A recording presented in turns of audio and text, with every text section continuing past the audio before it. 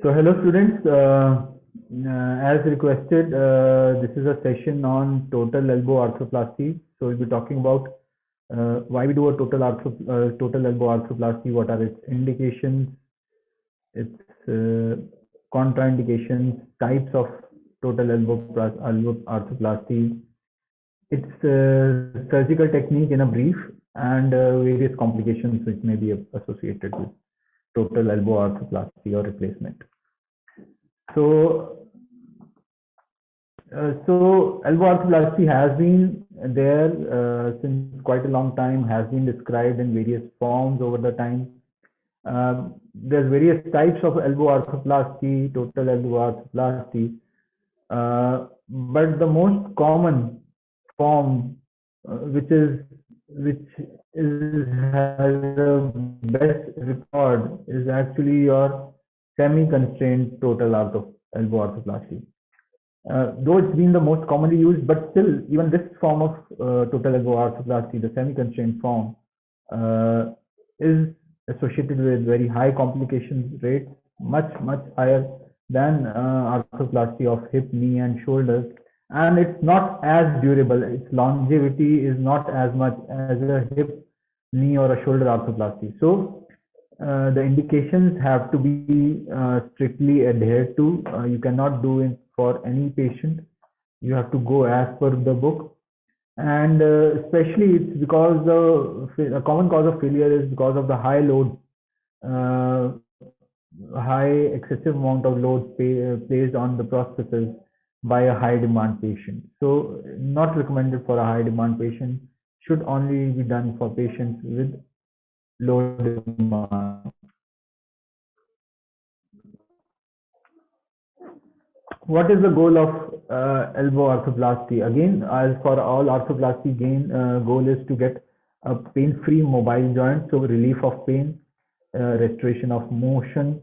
Also, another goal is to get stability, get a stable elbow, and restore the functional mechanics of our of the elbow. So, functional mechanics of the elbow. So we said that there are different types of prostheses or different types of elbow arthroplasties available. So depending on the rigidity of fixation, they can be classified into the fully constrained, semi-constrained, and the unconstrained prostheses. So if you go into history of elbow arthroplasty, it started with the fully constrained type of prostheses like these. The Stanmore design was one of the first ones to come up. So they had a metal to metal hinge with your normal PMMA cement fixation. But problem was that they didn't allow any degree of valgus, varus, or rotatory motion. So very high load, and because the patient was using his arm for forearm and arm for rotations and some amount of varus valgus, and so these type of processes were they were a lot of loads were exerted on these types of prostheses, and they had a very high and early failure rate. So these are no more used because they failed, they loosened up or broke very fast. The commonly used one these days are the semi-constrained prostheses. The most commonly known, well known, is the Conrad-Morrey prosthesis, which is available in India also. This is a two-part or three-part prosthesis. You have the humeral component, which may have an anterior flange. You have a ulnar component, and these two are linked with a pin-like device. So these are metal to high density polyethylene articulation with a locking pin or snap fit device. What is different from the fully constrained prosthesis is that they have a built-in varus valgus laxity for side-to-side dissipation of forces.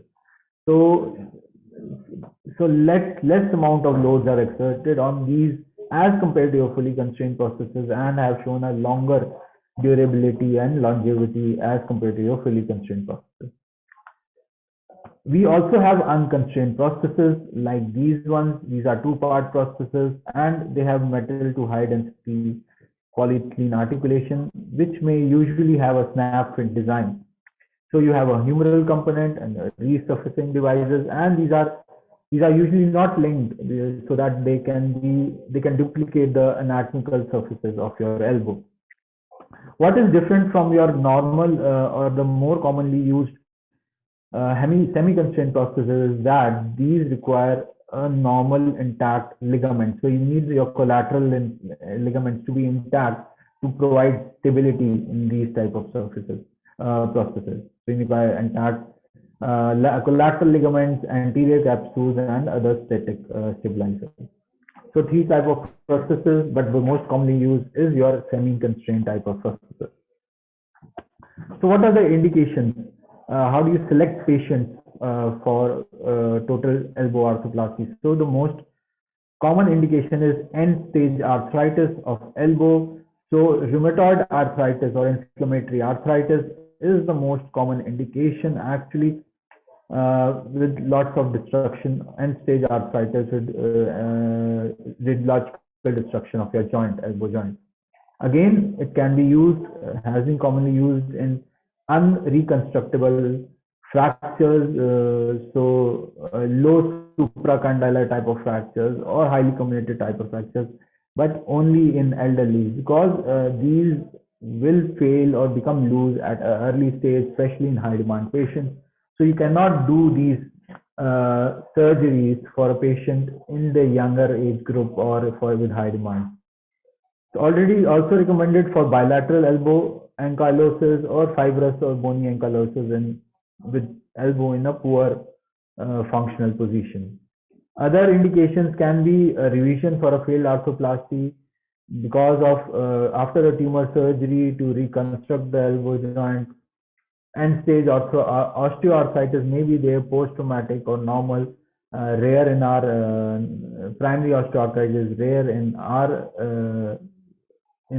subcontinent, post-traumatic arthritis, non-union of distal humerus or hemophilic arthropathies. But main indication, most common are the first two, inflammatory or any type of arthritis and unreconstructible fractures, especially in elderly. So how do we select which type of implant? So that depends upon what is the status of the ligament around the elbow, what is the stature of musculature and amount of bone remaining around the elbow. So you have to remember your unconstrained prosthesis will go where everything is intact, don't have much bone loss, you have a stabler joint, you have you have your ligaments, your capsules available, so that these, because they rely more on the soft tissue for their stability, the unconstrained type of prosthesis. But the more commonly used and available in India are your semi-constrained type of prosthesis, which can be used in patients with much more amount of bone loss, with even absent or poor capsular ligamentous structure. So extensive injury to ligaments and capsule, atrophic muscle, considerable loss of bone stock. What are you looking at is your semi-constrained type of prosthesis, or the one more common semi-constrained prosthesis is a Conrad-Morrey type of prosthesis. What are the contraindications? You need to know when you cannot do elbow arthroplasty. These like other joints, active or recent elbow sepsis, absolute contraindications. Other contraindications may be poor soft tissue envelope. You don't have a restorable function of biceps and triceps. It's a poor patient compliance. He is not willing to accept limitations of activities. High demand patient, he would not comply with restrictions, like patient cannot lift more than 10 pounds with that elbow after his surgery.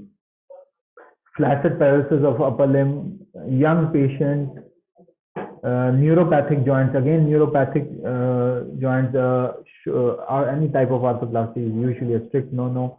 And ankylosis of a ipsilateral shoulder. Again, it will put lots of load on this prosthesis. How do you plan your patient for this? So routine pre-op planning is you do APN, lateral radiograph, so that you can see in the humerus, the humeral bore, the medullary canal size.